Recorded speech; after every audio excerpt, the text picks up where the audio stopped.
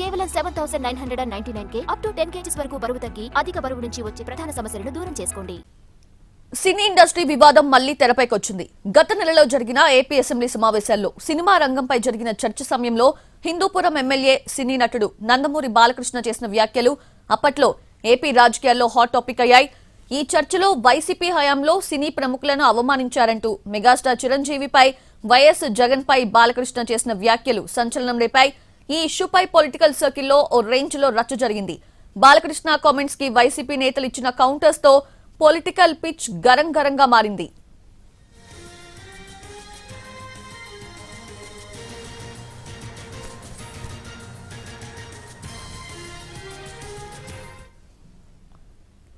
ఇన్నాళ్ల తర్వాత ఈ ఇష్యూపై స్పందించారు వైసీపీ అధినేత వైఎస్ జగన్.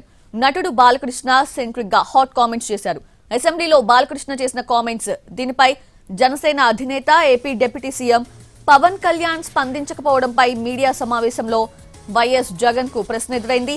దాంతో జగన్ ఓ రేంజ్ లో విరుచుకుపడ్డారు. అసెంబ్లీలో మాట్లాడాల్సిందేంటి, బాలకృష్ణ మాట్లాడిందేంటి అని అసహనం వ్యక్తం చేశారు. పని పాట లేని సంభాషణ అంటూ మండిపడ్డారు. అసెంబ్లీలోకి బాలకృష్ణ తాగొచ్చి మాట్లాడారని, తాగి వచ్చిన వ్యక్తిని అసెంబ్లీలోకి ఎలా అనుమతించారని వైఎస్ జగన్ నిలదీశారు. బాలకృష్ణ అలా మాట్లాడేందుకు అనుమతించినందుకు స్పీకర్ కు బుద్ధి లేదని సంచలన వ్యాఖ్యలు చేశారు. బాలకృష్ణ మానసిక స్థితి ఏంటో అక్కడే అర్థమవుతోందని, అలా మాట్లాడినందుకు మానసిక ఆరోగ్యం ఎలా ఉందో ఆయనే ప్రశ్నించుకోవాలని వైఎస్ జగన్ తీవ్ర వ్యాఖ్యలు చేశారు. మాట్లాడలేని కాన్వర్జేషన్ బాలకృష్ణ అనే వ్యక్తి తీసుకొచ్చాడు అసెంబ్లీలో. అసలు ఆయన మాట్లాడాల్సింది ఏంది, అసెంబ్లీలో ఆయన మాట్లాడాల్సింది ఏంటి, ఆయన తాగి మాట్లాడింది ఏంటి, అసలు తాగినోని అసెంబ్లీకి తీసుకొని అసెంబ్లీలో మాట్లాడిచ్చే కార్యక్రమం చేస్తున్నారు అని అంటే స్పీకర్కి బుద్ధి లేదు. తాగినోడు ఆ మాదిరిగా మాట్లాడుతున్నాడు అని అంటే ఆయన సైకలాజికల్ హెల్త్ ఎట్లుందో, అసెంబ్లీకి వచ్చి ఆ మాదిరిగా మాట్లాడుతున్నాడంటే ఆయన సైకలాజికల్ హెల్త్ ఎట్లుందో. గత నెల అసెంబ్లీ సమావేశాల్లో ఎమ్మెల్యే కామినేని శ్రీనివాస్ అప్పటి సీఎంతో సినీ పెద్దల భేటీ అంశాన్ని ప్రస్తావించారు. వైసీపీ హయాంలో ఇండస్ట్రీ పెద్దలను అవమానించారన్నారు.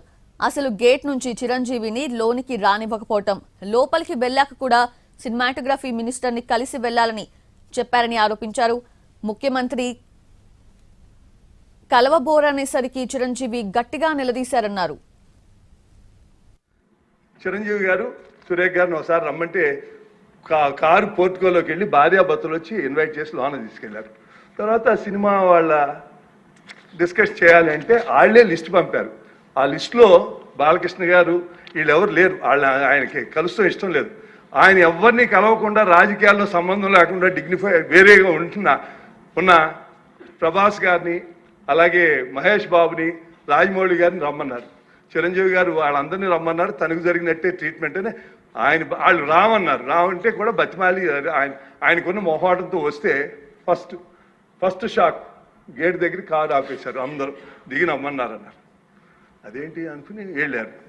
లోన సెకండ్ షాక్ ఇంత పెద్దాన్ని పిలిచి ముందు పోసాని మురళీకృష్ణ ఇట్టంటాను కూర్చోబెట్టి అనుకున్నారు. మూడో షాక్ సీఎం గారు మిమ్మల్ని కలవట్లేదు,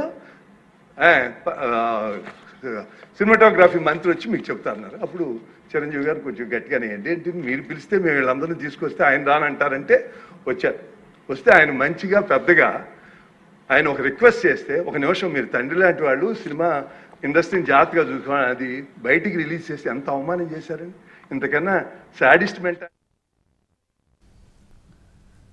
అయితే కామినేని చేసిన కామెంట్స్ గట్టిగా చిరంజీవి నిలదీశారు అనే విషయంపై టీడీపీ ఎమ్మెల్యే బాలకృష్ణ తీవ్రంగా స్పందించారు. తాడేపల్లికి వెళ్లిన సమయంలో ఎవరూ అక్కడ గట్టిగా అడగలేదని అన్నారు.